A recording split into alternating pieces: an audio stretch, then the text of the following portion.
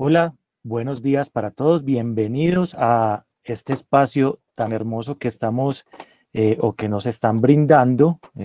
Gracias por la acogida y por estar aquí en Co-Creando Positivo con Red Positivos. Que Red Positivos no es otra cosa que un grupo de amigos que nos unió a esta situación que es a la que nos estamos adaptando y que queremos y que creemos que unidos, que juntos, en un clima de amistad, podemos salir adelante. Que si nos vamos a negativo, es muy difícil. Entonces, bienvenidos a este espacio, pero antes de presentar esta invitada, una invitada tan, digamos que con el privilegio que nos da de regalarnos unas horas y todo su conocimiento para hablar de este tema al que ustedes están inscribiendo, que es estabilidad laboral reforzada. Antes de hablar del tema, quiero que Aura, una gran amiga, una de las personas que está al frente de Red Positivos, nos cuente un poquito sobre qué es esta locura de Red Positivos. Hola Felipe, ¿cómo estás? Buenos días para todos. Bueno, Red Positivos, somos una comunidad que cree que la actitud y la mentalidad de crecimiento pues, nos lleva a construir como una visión diferente. Tenemos 3 espacios de interacción entre las personas que hacen parte de la comunidad, unas charlas que hacemos con líderes regionales que las hacemos cada mes, que se llaman Conexiones Empresariales. En nuestra página web pueden encontrar la última conexión que hicimos, que se presentó el 2 de julio.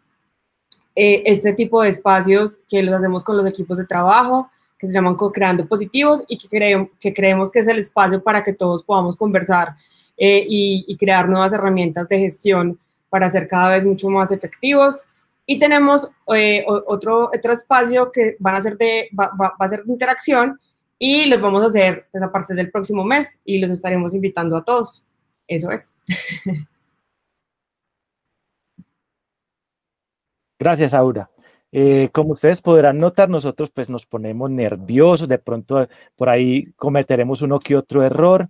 Lo estamos haciendo muy natural, no somos profesionales en el tema de, creo que ninguno, en el tema de llamadas y teletrabajo estamos aprendiendo, pero creo que el clima es de amistad y en ese orden de ideas pues vamos a hacerlo lo mejor que podamos. Entonces, antes vamos a continuar y les quiero presentar a nuestra invitada.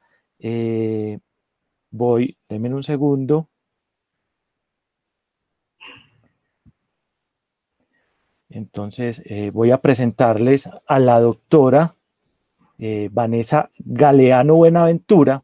La doctora Vanessa Galeano Buenaventura es una abogada de la Universidad de AFID, es especialista en Derecho Laboral y Relaciones Industriales de la Universidad Externado de Colombia, con una maestría en Seguridad Social de la Universidad CES, gran amiga de Red Positivos, quien de una vez aceptó la invitación, se juntó, se unió a poner el positivismo, a ayudarnos a conectar más personas para ser positivos y que aceptó nuestra invitación a compartir su conocimiento, a hablarnos de un tema tan complejo como el que vamos a trabajar hoy y en el que ella es una experta y en el que vamos a aprender todos. Yo estoy acá y pues digamos que no sé nada, voy a aprender todo y creo que ustedes que sí saben y que tienen un poquito del tema van a despejar dudas y pueden aprovechar todo el conocimiento y la experiencia de la doctora Vanessa. Doctora Vanessa, ¿cómo está? Bienvenida.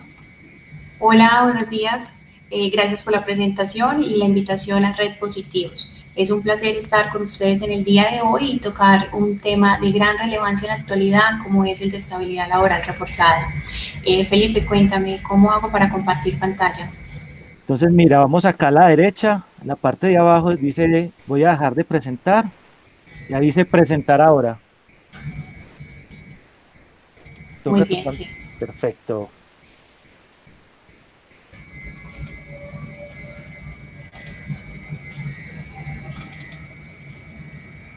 Listo. ¿Están viendo la presentación? Sí, aquí la estamos viendo ya, Vanessa. La puedes maximizar.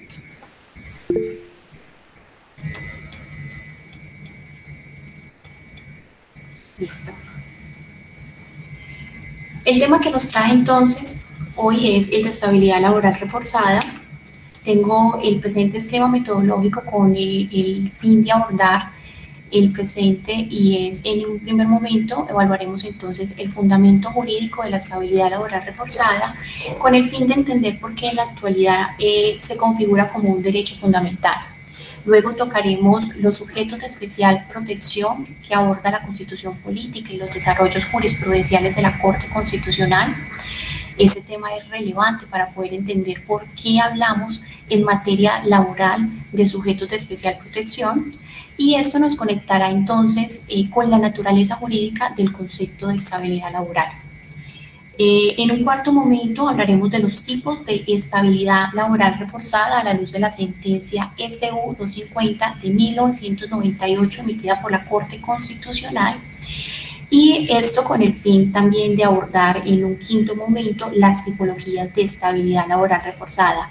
Acá veremos un gran abanico de personas que en materia de derecho laboral pueden ser sujetos de especial protección.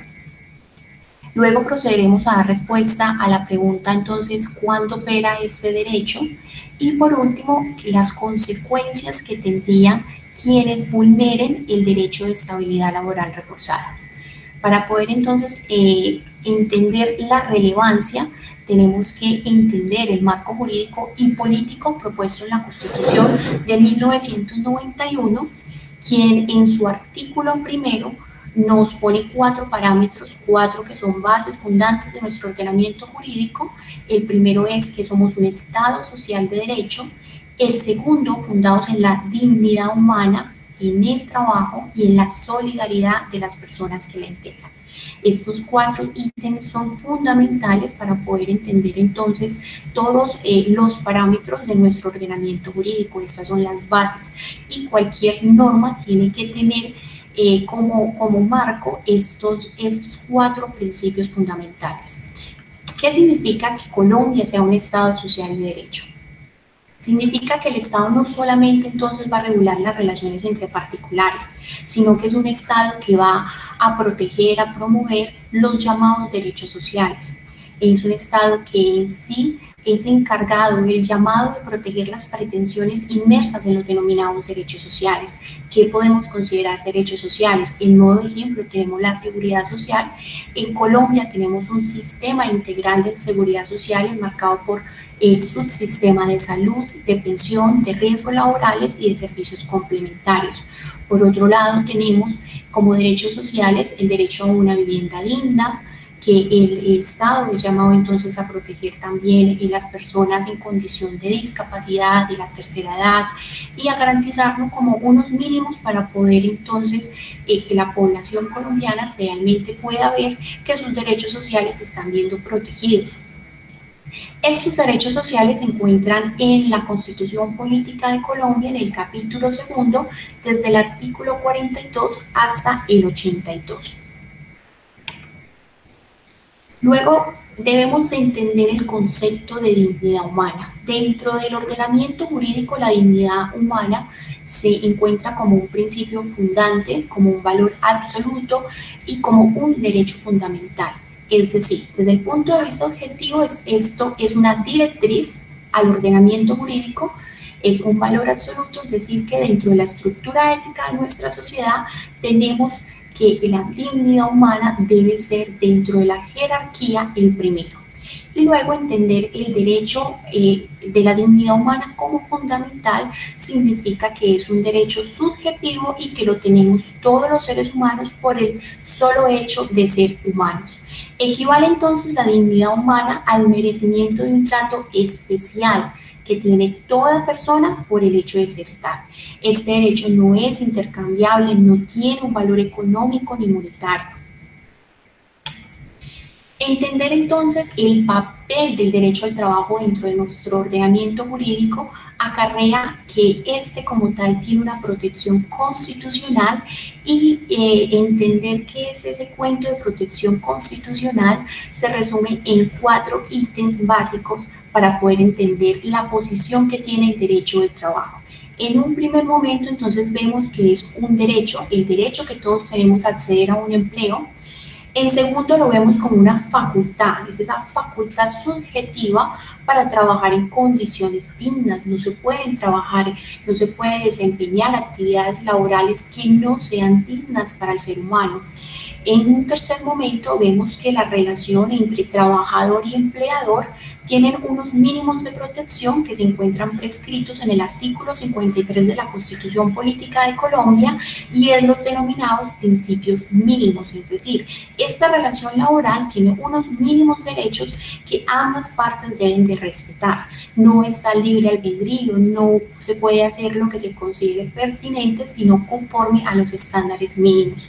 Y por último, entendemos que debido a esa relación laboral se tiene derecho a tener una contraprestación acorde con la calidad y la cantidad de la labor que usted desempeña. Por último, debemos entender qué es ese concepto de solidaridad.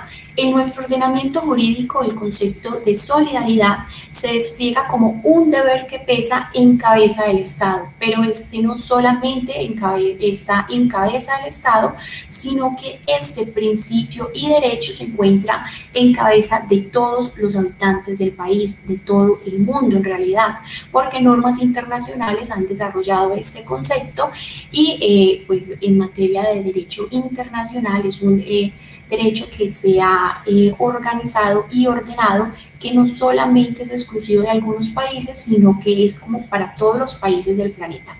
En la práctica, entonces, significa una ayuda mutua entre las personas, las generaciones, los sectores económicos, regiones y comunidades enteras que tienen que no solamente adquirir esto como un derecho, sino como un deber. En nuestro ordenamiento jurídico vemos que este concepto de solidaridad se ha desarrollado en materia de seguridad social y específicamente en el tema de salud y pensión. Vemos entonces estos 4 principios y derechos y vemos que dentro de los fines del Estado, dentro de todos los fines que debe de cumplir el Estado, está garantizar la efectividad de los principios y derechos y deberes. O sea que lo anterior no solamente se debe de quedar en papel, en teoría, sino que también hay una exigencia al Estado para que implemente, para que desarrolle medidas en pro de garantizar de forma efectiva los principios y los derechos. Luego la Constitución Política nos dice, miren, hay unos sujetos que tenemos que considerar que son de especial protección.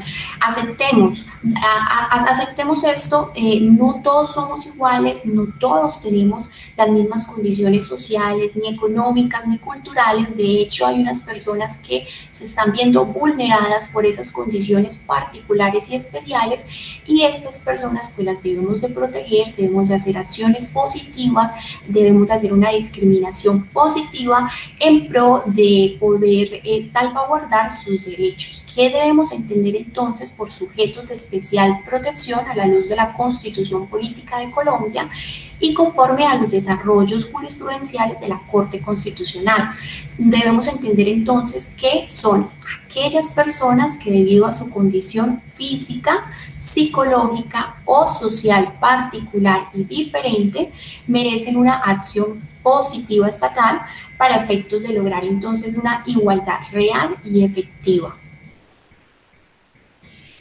Tenemos un gran abanico de lo que son sujetos de especial protección en Colombia, y entre ellos tenemos a los niños, a las minorías étnicas, a las personas en extrema pobreza, a los desplazados, a la población trabajadora, a las personas ubicadas en zona de violencia, a trabajadores agrarios, a las personas menores de edad que se encuentran trabajando, a las personas con limitaciones físicas y psíquicas. Tenemos a las personas de la tercera edad, a la población femenina como sujetos de especial protección, la familia como tal es sujeto de especial protección, y a los adolescentes. La Corte Constitucional pues ha hecho un desarrollo jurisprudencial muy interesante en estos temas. En particular traje a colación estas sentencias por la relevancia jurídica, y para el objeto de estudio es indispensable que tengamos la tercera, la sentencia C-293 del 2010 y la T-342 del 2014, sentencias que desarrollan la primera, las personas con discapacidad, y la segunda, las personas de la tercera edad. Con base entonces a lo anterior, ¿cuál sería la naturaleza jurídica del concepto de estabilidad laboral? ¿Cómo la vamos a entender? Vamos a entender esto como una expectativa, vamos a pensar en este concepto objetivamente como un principio, o es un derecho subjetivamente, o las ubicamos en las tres. Este concepto de estabilidad laboral se ubica perfectamente en las tres. Es una expectativa, es un principio, porque recuerden que se encuentra dentro de los principios establecidos en el artículo 53 de la Constitución Política, y es un derecho, porque recuerde que es inherente a todos los trabajadores. Cuando entonces este concepto de estabilidad laboral la podemos determinar como una simple expectativa. Resulta que en todas las relaciones laborales, esta relación laboral está salvaguardada por los principios estipulados en el artículo 53, y entre ellos tenemos la estabilidad laboral. Es decir, que esas relaciones laborales gozan de dos fórmulas. Tenemos la seguridad y la duración. ¿Esto con qué fin? La Constitución busca con esto asegurar que el empleado pues realmente goce de una certeza mínima en su vinculación, que no se vea afectado por desvinculaciones o caprichos del empleador, y que realmente sea un vínculo laboral que cumpla con las expectativas contractuales. Es decir, si yo me vinculé por el término de un año mediante un contrato de término fijo, yo tengo la expectativa que realmente voy a estar contratado durante un año, y que simplemente por mero capricho del empleador no me va a dar por terminado el contrato a los 3 o a los 4 meses, sino que realmente yo tengo esa seguridad de que ese contrato va a ir por un año. ¿Esto qué busca entonces? Busca que esta relación pues no se rompa de manera abrupta, sorpresiva o caprichosa. Pero se podría decir que yo tengo estabilidad vitalicia, o que significa que qué pasará si definitivamente hay una justa causa y yo no puedo, y no se puede dar cumplimiento a ese término del año. Resulta que esta estabilidad es simple, es simple expectativa, porque en realidad no se configura lo que nosotros denominamos un derecho cierto, sino que siempre y cuando no se configure una justa causa para dar por terminado ese contrato que yo tengo por un año, pues realmente no me le pueden dar cumplimiento. Me explico. El artículo 62 del Código Sustantivo del Trabajo establece de forma taxativa. Taxativa significa que son esas causales y no otras, no se inventen más. Son taxativas netamente las que se estipulan en el artículo 62 del Código Sustantivo del Trabajo, las que dicen, mire, por estos motivos usted puede dar por terminado el contrato, y eso es una causa objetiva. Si no hay una causa objetiva para dar por terminado el contrato, pues indemnice. Indemnice porque usted acaba de causar un daño. El trabajador tenía la expectativa de tener una vinculación por un año, y usted le acaba de dar por terminado sin justa causa su contrato al 4º mes. Entonces, si no hay una justa causa, debe de indemnizar los perjuicios que causó. Dentro de las justas causas tenemos haber sufrido engaño por parte del trabajador. Dícese de aquel trabajador que pone en su hoja de vida que es especialista, magíster en física cuántica, y realmente pues acaba de terminar el pregrado en ingeniería. Eso es engaño por parte del trabajador. Tenemos también todo acto de violencia, injuria, malos tratamientos, grave indisciplina en que incurre el trabajador en sus labores. Tenemos como justa causa también daño material causado intencionalmente, el trabajador que llega con un martillo a dañar los escritorios, los computadores. Eso es un daño material causado intencionalmente. Tenemos como causal entonces también todo acto inmoral o delictuoso. Tocaría más bien el delictuoso, porque hablar de actos inmorales acarrea realmente un gran abanico de posibilidades, y es muy complejo determinar lo que vamos a hablar de moralidad o inmoralidad. Como otra causal tenemos la detención preventiva del trabajador por más de 30 días. También es una causal objetiva que el trabajador revele los secretos técnicos o comerciales, y más cuando se es la competencia. Tenemos como causal objetiva la sistemática inejecución sin razones válidas por parte del trabajador de sus obligaciones.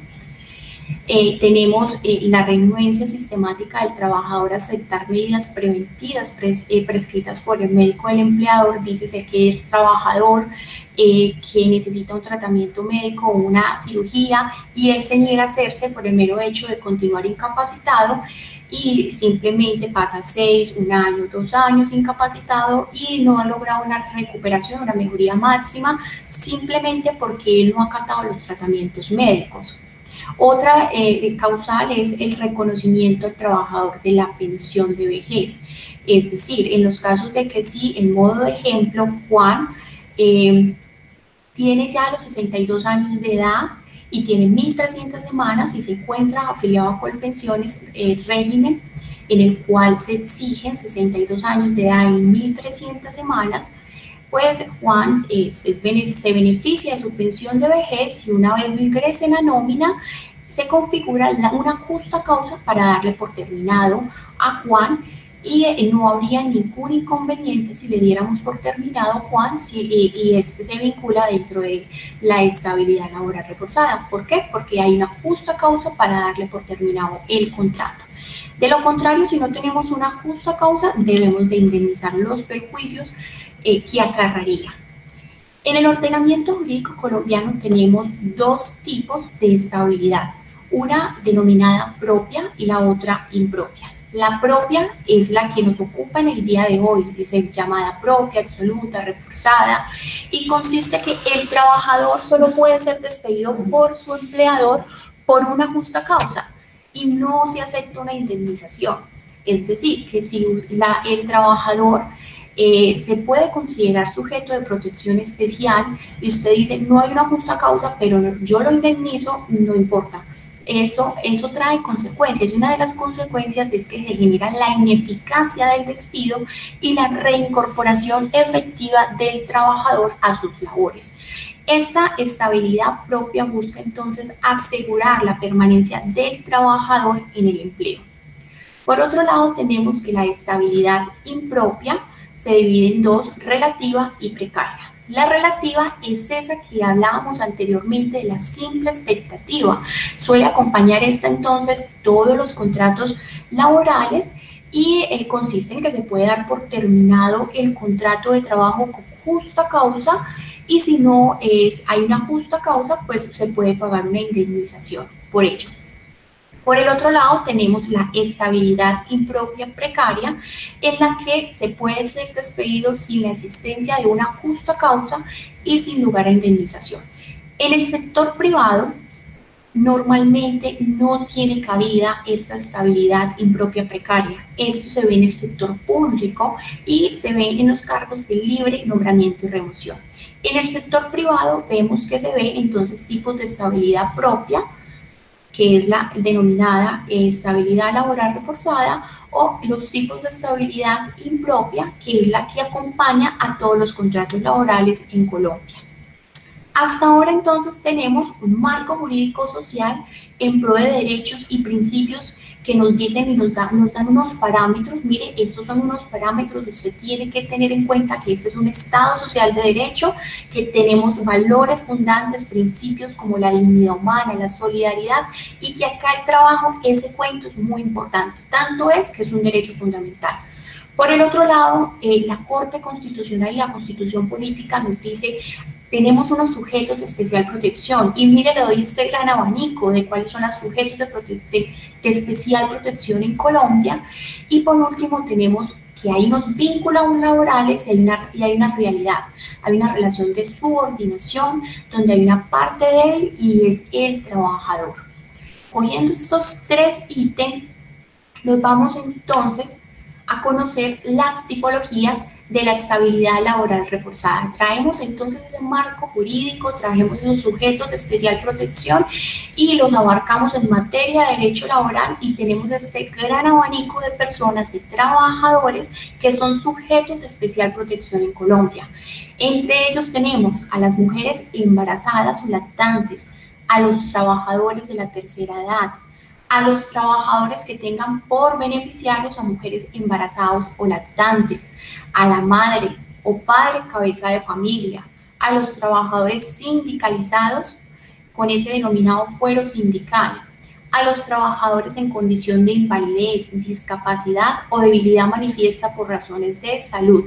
Esos tres términos son muy diferentes. Ser una persona inválida, ser una persona en condición de invalidez, en condición de discapacidad o tener un estado de debilidad manifiesta, esos han sido tres desarrollos jurisprudenciales diferentes que ha hecho la Corte Constitucional y que no se pueden confundir. Tenemos entonces que también hay unas minorías étnicas que tenemos que proteger, que no podemos discriminar por razones de sexo o género o por religión. Protegemos entonces también a estos trabajadores que son víctimas y testigos de acoso laboral. Y también tenemos a las víctimas de secuestro, rehenes o desaparición forzada. Y si tenemos trabajadores menores de edad, estos también tienen estabilidad laboral reforzada.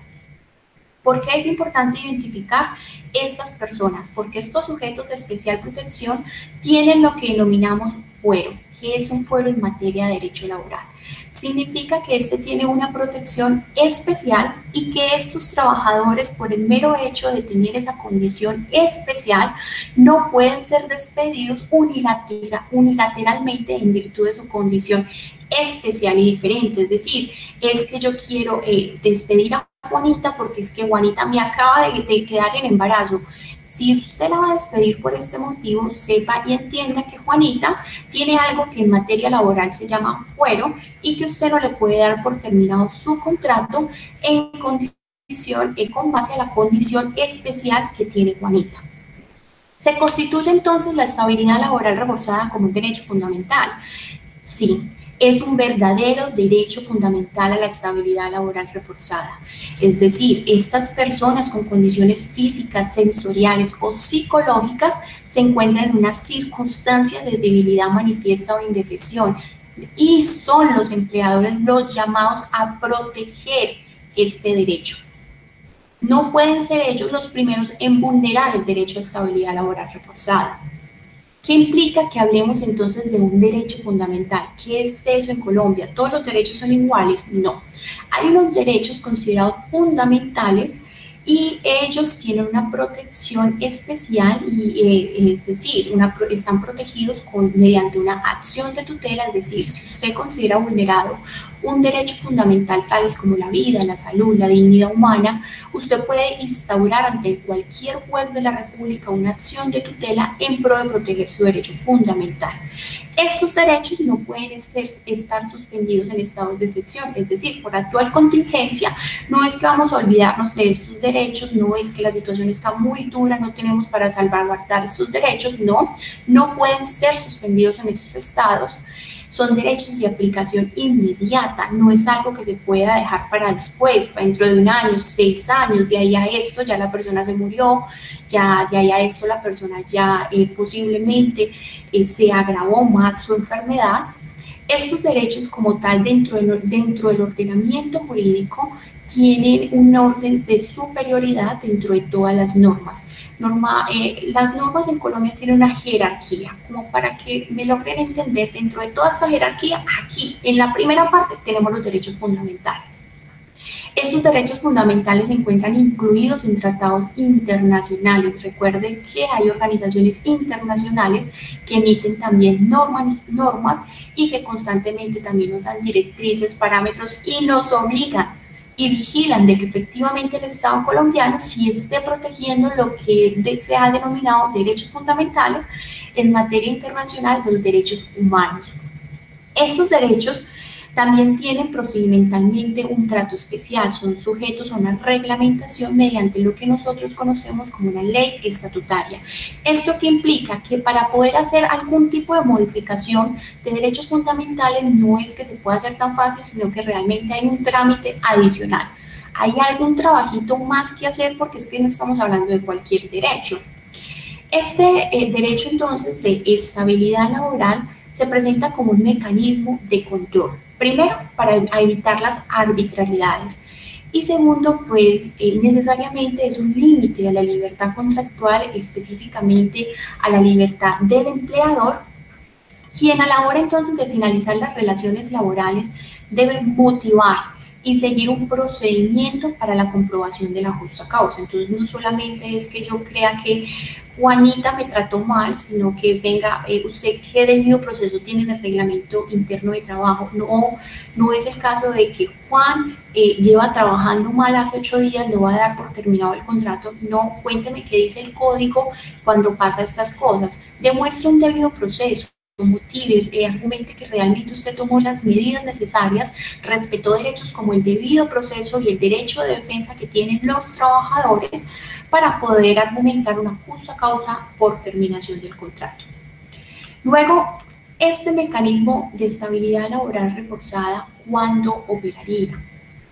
Opera cuando usted primero desvincula entonces a un colaborador, trabajador.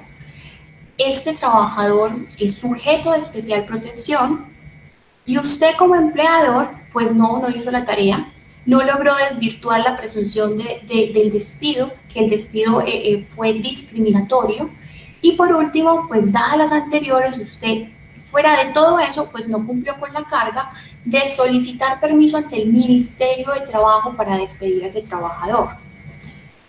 Usted, ante las anteriores, resulta que tiene que solicitar un permiso ante el Ministerio de Trabajo, entidad competente que regula las relaciones laborales, y este permiso tiene un trámite especial si usted se encuentra interesado en dar por terminado un contrato a una persona con este fuero producto de un sujeto de protección especial. ¿Cuál es el trámite entonces para poder autorizar una terminación del contrato laboral, una relación laboral? Usted entonces hace la solicitud ante el Ministerio de Trabajo. Usted le dice, señor Ministerio, mire, Juanita es sujeto de protección especial, pero yo considero que hay una justa causa, o Juanita pues realmente por las condiciones no está ejecutando bien su labor.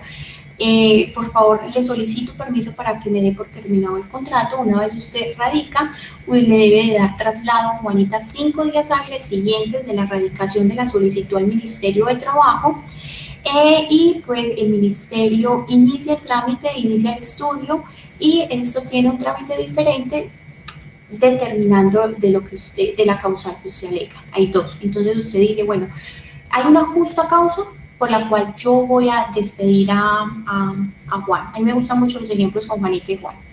Entonces, si hay una justa causa, el Ministerio, si usted argumenta una justa causa, el Ministerio cuenta con 15 días hábiles siguientes para proferir una decisión.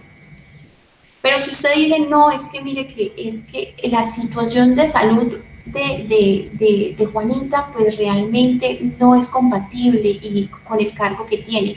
Personalmente no vaya con este cuento al ministerio, la ponen, está en la teoría, pero eso es una causa perdida usted argumentar, porque luego le van a decir, ay, ¿cómo así? Pero si él era mensajero, de pronto no puede desempeñar el cargo de mensajería, pero puede ser muy buen archivador. Entonces realmente aconsejo más la primera, váyase con una justa causa ante el Ministerio de Trabajo. Y si usted argumenta entonces esta segunda, que el estado de salud es incompatible con las funciones del cargo, el ministerio entonces cuenta con 30 días hábiles para decidir la solicitud.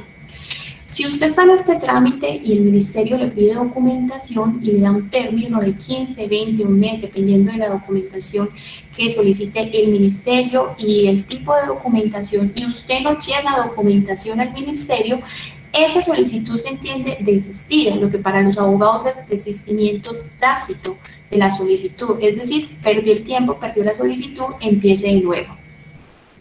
Una vez el Ministerio de Trabajo emite el acto legislativo autorizando o no, esto tiene recurso de reposición y apelación dentro de los 10 días hábiles siguientes a la notificación del acto administrativo. Si usted entonces no cumple con esta solicitud y usted fuera de eso, pues vulnera la estabilidad laboral reforzada de un trabajador, usted tiene como consecuencia, uno, que se le aplique la ineficacia de la terminación del contrato. Es decir, usted despidió en marzo a Juan. Juan presentó la acción de tutela, que en primera instancia puede que no la haya ganado, pero en segunda instancia por allá el superior dijo, sí, Juan tiene derecho a la estabilidad laboral reforzada y por acá se está conociendo entonces la sentencia. Resulta que ese despido es como si no hubiera existido para el ordenamiento y él se encuentra vinculado desde marzo hasta esta fecha, lo que nos lleva entonces a ejercerlo el llamado reintegro laboral y que Juan tendría derecho entonces a percibir salarios y prestaciones sociales desde marzo como si todo ese tiempo hubiera estado vinculado, hay continuidad contractual. Fuera de eso, Juan tiene derecho a recibir la capacitación para cumplir con las tareas del nuevo cargo. Si de pronto Juan dice, no, es que yo ya no puedo ser mensajero, entonces usted tiene el deber también de decir, bueno, vamos a capacitarlo para que él sea un buen archivador. Y por último, pues si usted lo despidió, Juan se tuvo que desgastar, radicar una acción de tutela, esperar todo este tiempo, usted le debe a Juan una indemnización equivalente a 180 días de salario. Este cuento entonces, en modo de conclusión, la estabilidad laboral reforzada consiste, primero, en el derecho que se tiene a conservar el empleo. Segundo, a no ser despedidos en razón de la situación de su vulnerabilidad, o sea, en razón de su condición especial. Tercero, a permanecer en empleo hasta que se requiera y siempre que no se configure una justa causa que conlleve entonces a la desvinculación del mismo. Y cuarto, a que la autoridad competente autorice el despido, so pena entonces de las consecuencias que ello acarrearía.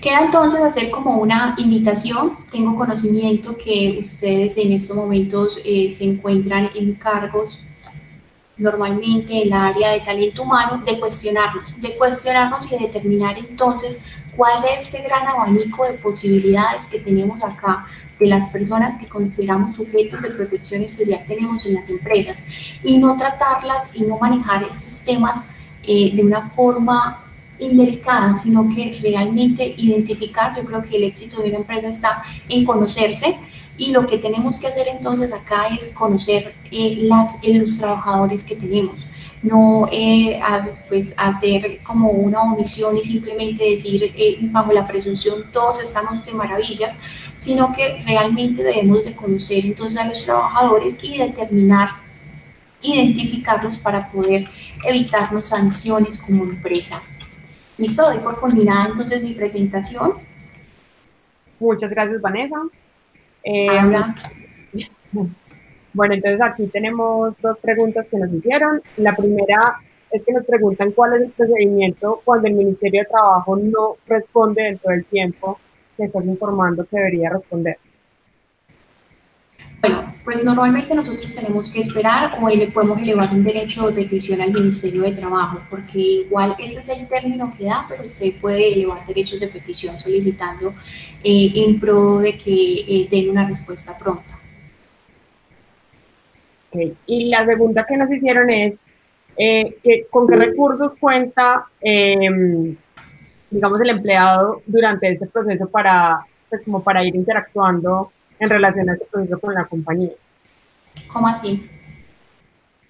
Es decir, el empleado, ¿qué tipo de recursos puede interponer? ¿Él está al tanto de la situación? ¿Cómo se comporta, digamos, esa relación entre empleado y empleador? Bueno, depende del sujeto de especial protección, porque una de las cosas es si usted le da por terminado el contrato por su condición especial, pero usted como empleador, pues ahí ya hay un tema bastante largo, porque si es una mujer embarazada, la jurisprudencia ha dicho de que sí, ¿qué pasa si el empleador no conoce la condición especial de la mujer? Entonces, esa es una invitación, yo creo, que el ordenamiento jurídico le está diciendo al empleador, mire, realmente usted tiene una carga y es conocer a su trabajador. Usted tiene que conocerlo, porque es que si usted no lo conoce, entonces usted usted puede vulnerar sus derechos fundamentales. Entonces, para evitar sorpresas, conocerlos. De pronto me parece complicado el fuero de salud, porque el empleador no tiene cómo conocer la historia clínica. Entonces ahí es bastante complicado poder determinar que se tiene este fuero de salud, porque no puede y está prohibido. O sea, ni siquiera es que vamos a pedirlo. Hay un error común que es cuando se radican las incapacidades a juntar historias clínicas, pero el empleador en ningún momento puede conocer esas condiciones. En las demás yo creo que es una invitación a conocer como cada condición personal, diría yo, del trabajador, para pues no vulnerar los derechos ahora. Ok. Tenemos una tercera pregunta. ¿Cómo funcionaría en esta época de la pandemia, donde no es normal y se ven despidos a este tipo de personas? Pues recuerde lo que yo tocaba, que nosotros hablamos de que esto es un derecho fundamental, pues no pueden ser suspendidos en estados de excepción. O sea, no es por esta causa en que vamos a aprovechar y vamos a despedir a todas las personas con una protección especial. No, otra cosa diferente es, mire, yo fui una empresa juiciosa, yo seguí todos los acuerdos del Ministerio de Trabajo. Una vez decretaron la emergencia del 18 de marzo, yo agoté todas las medidas, saqué a vacaciones causadas, vacaciones anticipadas, luego seguí juiciosamente los parámetros que me dio el Ministerio de poder hacer remuneración compensada de salarios, adelante primas. Y por último, yo digo que como empresa ya es una imposibilidad y ya definitivamente no puedo continuar las relaciones laborales. Este es un cuento muy diferente, porque usted ve que vimos un deber y que realmente no fuimos a atacar netamente a esos trabajadores que son sujetos de protección especial, sino que realmente estamos hablando de una realidad, y es que no hay trabajo, no hay dinero, no hay empresa, entonces no podemos tener trabajadores. Son cosas diferentes. Ahora. Perfecto, listo. Esas fueron como las preguntas. Les agradecemos a todos la asistencia. Queremos recordarle que este evento de Co-Creando Positivos estuvo patrocinado por Ascor y por 4Es.